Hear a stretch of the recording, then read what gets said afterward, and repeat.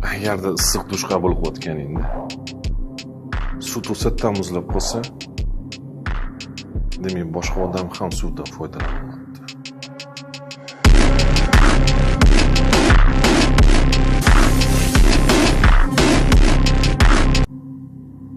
Ikki xil hayvonlarda rashk bo'lmaydi. Birinchisi cho'chqada, ikkinchisi cho'chqa qiyofasidagi insonlarda.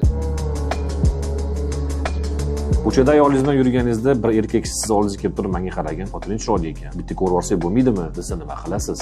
Vajohatingiz so'ngunicha urasiz. Shuning uchun doim ayolingizni yonida yurasiz. Mana shunaqa erkaklar kelib gapirmasligi uchun, hech kim boshqa xayolga bormasligi uchun ko'zlaringiz bilan ham nazorat qilasiz. Shundan keyin boshqa erkaklar sizlarga qaraganda sizdan xavfni ko'rib turib, unaqa xayolga bormaydi. Va mana buni or-nomusni saqlash uchun erkaklik nazorat deydi. Internetga o'zini ayolini like va prosmotr uchun qotgan qiluvlariga qo'yib berayotgan erkakni nima deyish mumkin? Ijtimoiy tarmoqda ayolingiz qo'ygan videolar sizni nazoratingizdan chiqib ketadi. Sizni nazoratingizdan chiqib ketgan ayolingiz esa boshqa erkaklarga o'lja bo'ladi. Chunki ular sizni ko'rmasdan xavf nimaligini bilishmaydi. Siz va men bilamizki, erkak kishi qanaqa bo'lishi. Va shuni bilgan holatda ayolingizni videolar qo'yish ruxsat berayotgan bo'lsangiz, siz qizsiz, ma'yus erkak, o'ylanib ketasiz-da.